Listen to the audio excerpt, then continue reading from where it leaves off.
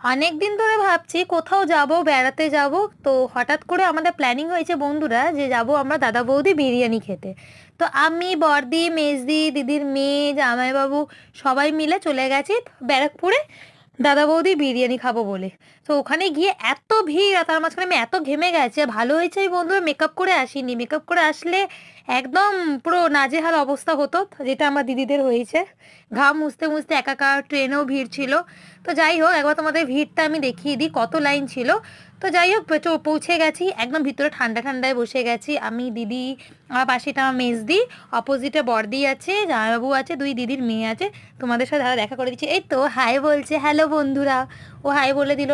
আর আমার ছোটো মেয়েকেও দেখাবো, মানে আমার বড় দিদির ছোটো মেয়ে, ও একদম অস্থির হয়ে গেছে, দেখতে পাচ্ছ ওর অবস্থা কি হয়ে গেছে, জোর করে হাই বলছে। তো আমাদের এখন খাবার আসবে। তো আমি চারিদিকে ব্যাকগ্রাউন্ডটা তোমাদেরকে দেখাতে পারিনি, সবাই খাবার খাচ্ছিল, তো ওরা আবার কি ভাববে। তো যাই হোক, এখানে আমি বসে পড়েছি। তো কিছু কিছু সমস্যার জন্য বন্ধুরা আমি ভিডিও দিতে পারছি না তোমাদেরকে ভালোভাবে। আগে দাদার বিয়েতেও গেছিলাম, খালি রিভিউগুলো দিয়েছি ছোট ছোট করে, গায়ে হলুদের সব কিছু। এখন সেইভাবে ভালো ভিডিও দিতে পারছি না। তো কিছুদিন অপেক্ষা করো, আমি আরও ভালো ভালো ভিডিও নিয়ে আসবো।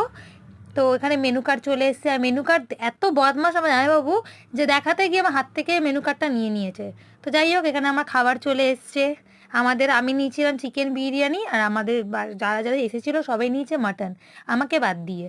তো এখানে আমি এসেই আগে চিল কোল্ড ড্রিঙ্কস খেয়ে নিচ্ছি, কারণ বাইরে যা গরম ছিল আমার বিরিয়ানিটা আর ঢুকছে না।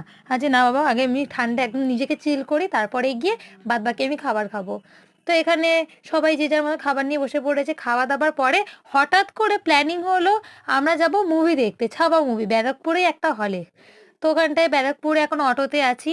তো হঠাৎ করে প্ল্যান করেছে, সেটা হচ্ছে আমার বড় দিদি, কোথায় ঘুরতে যাবো, কোথায় ঘুরতে যাব। তো বলে চল ঘুরতে যাই। আর এখানে আমার বেচারা মেজদির মন খারাপ হয়ে গেছে, বেচারা অস্থির হয়ে গেছে।